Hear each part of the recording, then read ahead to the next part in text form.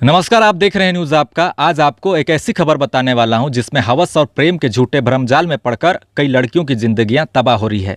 जिस्मानी भूख की तलाश में आज के युवा पीढ़ियां अपराध की दुनिया में दाखिल हो रहे हैं। आज सिमडेगा जिला के बानो प्रखंड में एक सनसनीखेज मामला सामने आया, जिसमें बानो थाना क्षेत्र के एक युवक द्वारा विखरा टोली की नाबालिग युवती को दुष्कर्म करके गर्भवती कर दिया गया, जो कि 6 माह की वो गर्भवती हो चुकी है। जब परिवार वालों को अपने बेटी के गर्भवती होने की जानकारी मिलती है तो पूरा मामला उजागर हो जाता है, मगर लड़की अचानक से घर से गायब हो जाती है। उसके बाद उसके परिवार वालों द्वारा उसकी खोजबीन की जाती है, मगर उसका कुछ भी पता नहीं चल पाता है। उसके बाद युवती के परिवार वालों ने थाना पहुंचकर पूरे मामले पर प्राथमिकी दर्ज करवाई। पुलिस भी इस पूरे मामले पर तुरंत एक्शन लेते हुए रकीब अंसारी नामक युवक को 1 जून को गिरफ्तार कर लिया। उसके बाद इस पूरे मामले में चौंकाने वाले खुलासे होने लगते हैं। पुलिस ने इस पूरे मामले में जानकारी देते हुए बताया कि मुस्लिम युवक रकीब अंसारी और उस नाबालिग युवती का अवैध संबंध पिछले 10 महीने से था। उस दौरान वो नाबालिग युवती गर्भवती हो गई, मगर गर्भवती होने की जानकारी युवती ने किसी को नहीं बताया था। अचानक से युवती के शारीरिक बदलाव और उसके दिनचर्या पर आए बदलाव के कारण परिवार वालों को उस पर शक होने लगा। उसके बाद उससे जब कड़ाई से पूछताछ की गई, तब युवती ने इस पूरे कर्मकांड का उद्भेदन करते हुए उस मुस्लिम युवक रकीब अंसारी का नाम बताया। हमारे सूत्रों से मिली जानकारी के अनुसार रकीब अंसारी एक बार देखा जाए तो पहले भी जेल जा चुका है। उस वक्त भी सिमडेगा के किसी युवती के साथ उसका इसी तरह का संबंध था और वो जेल भी जा चुका है। ऐसी बातें निकलकर सामने आ रही थी, कई लोगों के द्वारा ये भी बताया जा रहा था। आपको बता दें कि बानो पुलिस ने इस पूरे मामले पर त्वरित कार्रवाई करते हुए रकीब अंसारी के परिजनों से बातचीत की और उसे सरेंडर करने को कहा, जिसके बाद युवक युवती को सकुशल बानो थाना लाया गया, जहाँ पुलिस निरीक्षक ने बताया कि युवक को गिरफ्तार कर कांड संख्या 26/24 आईपीसी धारा 363, 366 एवं 4.8 पोस्को एक्ट के तहत कार्रवाई की जा रही है और युवती का मेडिकल जल्द चेकअप भी कराया जाएगा। इस मामले का उजागर होते ही हिंदू संगठन के लोगों द्वारा पुलिस निरीक्षक से पूरे मामले की जानकारी ली गई, जहां कुछ लोगों का द्वारा ये कहना था कि आए दिन मुस्लिम युवकों द्वारा हिंदू लड़कियों के साथ छेड़खानी का मामला देखने को मिलता है इन इलाकों में। इससे पहले भी बानो प्रखंड में हिंदू लड़कियों के साथ दुष्कर्म का मामला सामने आया था। आपको बता दें कि अचानक इस तरीके से दोबारा दुष्कर्म का मामला सामने आने से बानो में फिर से एक बार ये मामला चर्चा का विषय बन गया है, क्योंकि इस बार भी आरोपी मुस्लिम युवक है और पीड़िता हिंदू लड़की है। हर कोई इस मामले को अलग अलग नज़रिए से देख रहे हैं। कोई इसे लव जिहाद बता रहा है, कोई इसे गंभीर अपराध की श्रेणी के दृष्टिकोण से आकलन कर रहा है। मगर आज के इस युवा पीढ़ी में बढ़ती हुई अश्लीलता और हवस के नशे में डूबता हुआ युवा पीढ़ी समाज में एक नए अपराध को जन्म दे रहा है, जहां कम उम्र के दहलीज में मौज की दुनिया को निहारते हुए अपराध की सीढ़ियों पर लोग हर दिन उतर और रहे हैं और चढ़ भी रहे हैं, जहां उनके लिए परिवार, समाज, मान, मर्यादा, सम्मान कुछ भी मायने नहीं रख रही है।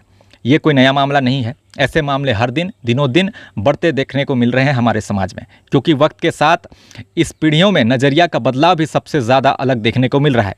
काम उत्तेजना से भरे मन मस्तिष्क और मादक पदार्थों के नशे में डूबा शरीर अपनी इच्छाओं की पूर्ति के लिए प्रेम नामक साजिश रचकर कर्मकांड को वारदात और अपराध में तब्दील कर रहा है। अब कैसे होगा इस तरह के मानसिक हौसी दरिंदों का इलाज, जहां हर गली रास्तों पर हर दिन इस तरीके से मामले उजागर हो रहे हैं। सबसे ज़्यादा इस माया जाल का असर कम उम्र के युवक युवतियों में देखने को मिल रहा है, जहां पर 4G फोन की कनेक्टिविटी से दोस्ती की शुरुआत होती है और प्रेम जाल का आमंडर चलाकर रचकर धीरे धीरे शारीरिक भूख मिटाने की साजिश भी होती है। मगर इतने मामले आने के बाद भी युवा पीढ़ी परिवार वालों का कहना नहीं मानते हैं। उनका कोई भी बात मानने को तैयार भी नहीं होते हैं। ना कोई सुनता है, ना कोई सुनने वाला है। किसी के लिए कोई बाबू होता है तो किसी के लिए कोई सोना, फिर वही बाबू सोना के चक्कर में कई अपराध का जन्म भी हो जाता है। आए दिन ऐसी घटनाएं देखने को मिल रही है, मगर कोई सुधरने वाला नहीं है। मगर आप सबसे निवेदन और आप सब परिवार वालों से भी ये आग्रह है कि कोई भी आपकी बहन बेटी बाहर पढ़ाई करती है तो उस पर थोड़ा ध्यान दें, उसकी गतिविधियों पर नज़र रखना शुरू करें, क्योंकि एक छोटी सी चूक पूरी ज़िंदगी के लिए एक तबाही साबित हो जाएगी।